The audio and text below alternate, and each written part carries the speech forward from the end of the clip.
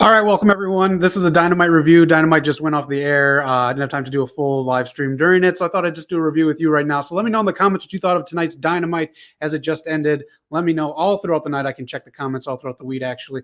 We had a huge stacked card again tonight. So let's go through right now down the line of what we had going on. Dax versus Cash Wheeler. Good match to kick it off. Punk was on commentary, selling the crap out of these two, even though he hated them. But good match. I think it could have been better. It was a little slow moving for me, but hey, that's all right. Let me know in the comments what you thought of this match. It was good for the Owen Hart tournament. Good pure wrestling. Owen Hart was a good wrestler. So Dax took the win on that. They did not break up. They ended very mutually as a friends and tag team champions still for ROH and Triple R Mania. And then it was announced right after that at Double or Nothing, Punk will be facing Page, Hangman Adam Page, not there tonight due to having COVID. So they did this instead. I'm all for it, and that's fine. Let me know in the comments what you think, if Page is going to retain against Punk or if Punk is going to become the new AEW World Champion. Thanks for joining in the chat. Carnage Rage. You know, after watching the ladder match, I thought for sure Ethan Page would turn I got you on Scorpio Sky. Nope. People are remaining friends after Dynamite tonight. All right. After that, we had the Blackpool Combat Club face QT Marshall, Aaron Solo, and Nick Camarado. Very pointless faction facing the Blackpool Combat Club, but it did what it's supposed to do, make the Blackpool Combat Club look tough and put over Wheeler Yuta even more. Great chance for Wheeler Yuta. Storyline-wise, completely useless until they actually call Camarado Ogre's son from Revenge of the Nerds. Otherwise, it did serve its purpose, and it gave the fans Mox and Bryan Danielson. So that passed. Also, let me know in the comments if there's a way you think I should start ranking things. I don't want to become the American Simon Miller and do thumbs up and thumbs down. But let me know in the comments if there's anything you want me to do for these future rating systems for Dynamite. Thank you, Young Dodge. Thank you for joining. And make sure to sub. We got a lot of stuff coming up. Subscribe to Eating Your Words. I cannot talk. So we had this. We had this on Rampage. Now we had it again. The Owen Hart Tournament participants. Britt Baker, Hayter, and Tony Storm talking to Tony Storm. Talking again. We just did this on Friday. Why are we doing this again? It brought in Ruby Soho. I like this. I'll give it a pass because it made Ruby Soho quote Owen Hart. And that's what the tournament is about. It's there to celebrate Owen. So, yeah, I'm very happy with it. And it got Ruby on TV. She came on twice, actually. Primetime, you want to see Ogogo wrestle more? I may pass on that. Blackpool Combat Club versus the Undisputed Elite. Book it, Tony. Oh, I'm sure it's coming. Let's see. We had Jungle Boy, Luchasaurus, and Christian backstage, where Christian kind of teased becoming a heel and called Jungle Boy a loser, and then switched double back and said he's actual winner, put the belt on. And then he himself challenged anyone out there who's in the top 5 rankings of tag teams to challenge them for their belts, and out come Hobbs and Starks. I like this. I don't think Hobbs and Starks should get the belts next, but let me know in the comments who you think should get the belts, and if Christian is going full heel and will face them. I think it's going to be Jungle Boy he's facing, but scale of skip or watch. I could do that. Yeah, I could do that. Thanks, Primetime. All right. After that, we get Lance Archer. He's finally away from New Japan or doing what he's doing, but you got to put him in that pay-per-view. You got to put him in the Forbidden Door pay-per-view.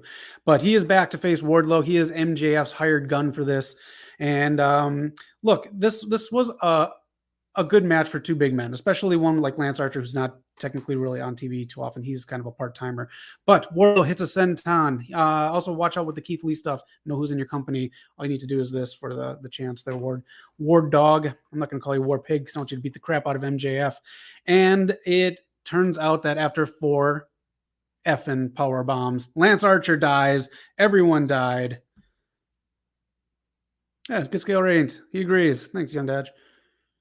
Ali in the chat too. Knock, how you doing? Solid episode. They're really stacking these episodes. I still need more women's. Hey, definitely. And put it up in the comments too. Watch last week's episode. It's in the description below. We talk about the lack of representation of women in AEW. Eric had a very good segment with statistics. Check it out. It is in the description. And I know what you meant. Don't worry, Knock. I'm a very smart individual. We all know that MJF hired W. Morrissey, and there's the reveal that comes later in the show. It could be a swerve and turns out to be Paul White. That's what I thought he was alluding to. But We'll figure out what he can teach. And the trios belt. Shout out Zach with the review.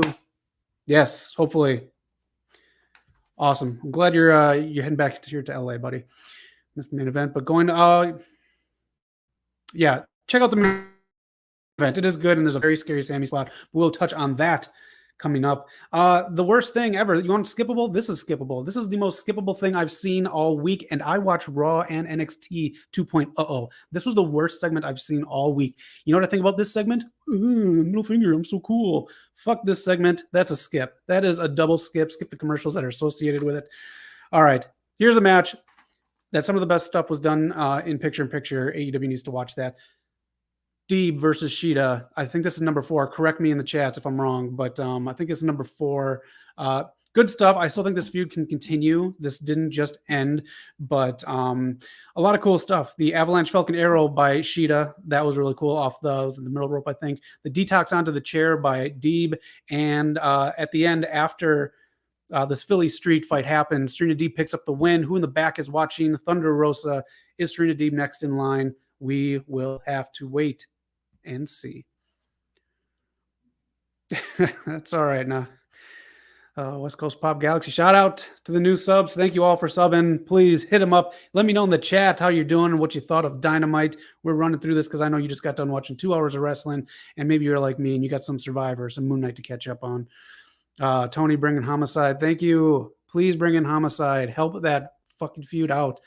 Serena vs. Rosa 2 is next at Double or Nothing. I think you are onto it prime time. And we need tables. We do need tables. All right. MJF is in the back with Lexi as he screws up her name. That's kind of his motif. I like it. It's fine. It's good heel stuff. And he says you can't teach that. He calls the big man on the phone and wants him to come in next week. It's got to be W. Morrissey, a.k.a. Big Cass. So we'll see. If it's Big Show and we still let down, I'll be honest. No, thank you. All right. After that, we go to Fuego del Sol laying dead for some reason. I guess House of Black threw him there. But House of Black comes out and they're going to demask him. And all of a sudden, it's not Albert Alejandro in the ring. I can't say his damn last name. Anyways, good stuff. We get Death Triangle forming again. I'm excited. This is going to be a big one for both factions. I think House of Black takes the win at Double or Nothing. Let me know. I really want House of Black to be bigger and better, and I think some new members will be added as well. Yes, I watch Survivor. I'm a big fan. Let me know. Knock watches it too. So MJF has been on fire with these segments. Yeah, he has been pretty good. MJF versus Endzone, the Micro wins. After seeing Endzone MLW, MJF wins. And you think that AEW has reestablished a relationship with Impact Wrestling? I don't know. So we'll get into some more of that because I thought W. Morrissey was off of Impact. And the Inspiration is now taking a leave of absence from wrestling in general, which I think is a swerve. And they will be all elite next year. But that's just me. By the way, new follower came across your tweets and clicked the YouTube link. Greetings from Central California. Well, hello there from Southern California, live in Hollywood. The beautiful Hollywood sun is setting right now, so I had to close the curtains. And Fuego del Sol is the best in the world at getting smashed. Oh, man, he is awful. California is in the house. Hell yeah, Knock. Back in LA, Knock. I'm loving it. All right. Where are we going next? We got Swerve and Darby Allin promoting Rampage. They got a match for the Owen Hart tournament. Be sure to tune in Friday, Rampage live stream. We do it every Friday on the channel. I will not be hosting this week. This week, Screech, Samuel Powers from Saved by the Bell will be hosting. Stick around for that. We got that on Friday Night Live. All right. Big 10-man. Big 10-man. None of the new people or the younger talent got introductions, which is fine. This is a good opportunity for them to shine. And now we have the new Undisputed Elite shirts. I just said it to Knock in the chats. It looks like the old logo for Laser Tag. I'm not a big fan of it. But the Undisputed Elite picks up the win, and they hand the Young Bucks Undisputed Elite shirts, which they got to do something better with those. They are going to be all Undisputed Elite. We got the pose down at the end. Good match, too. Good shine for all the young talent on there. Lee Moriarty especially. I don't know if he's going to join the Blackpool Combat Club, but yeah, that is it. Got Carnage, what you got, buddy? Here's what I think should happen with the new ROH deal. I think they should have Dynamite on TBS. As always, Rampage on TNT and Ring of Honors on Sundays, on TNT.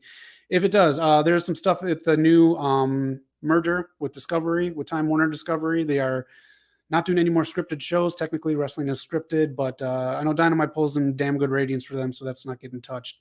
But we'll see how that affects that. You can read an article on Variety right now about what they want to do with shows on TBS and TNT. So Snowpiercer may be the last scripted show that they keep.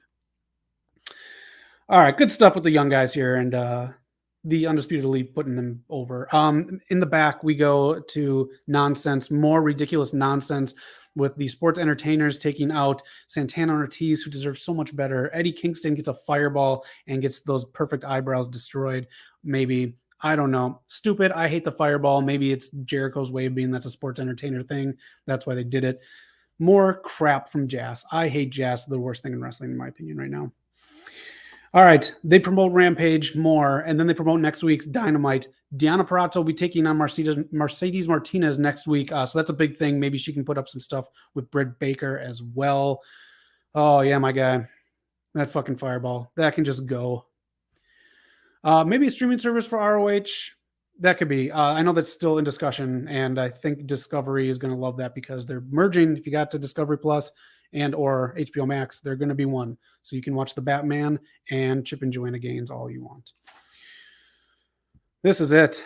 This is the big match. This is the ladder match that Knock is going to go back and watch. Cool stuff, slow, but I know that doing slow ladder matches on free TV is the way to go for overly injuring stuff. Check out the fall by Sammy. He does like a billion 90 or whatever that splash turn is that he did off the ladder, misses Scorpio and lands on his shoulder. He appeared to be okay because he was running through this match like, it was on a time limit or something, but still decent stuff from the match. I got to say, I cannot stand Tay Conte and Sammy together on TV. I think I do like Dan Lambert better on my TV than those two. I cannot stand them, but nonetheless, what a jam-packed match. They do mention that Sammy took the belt off of Cody Rhodes.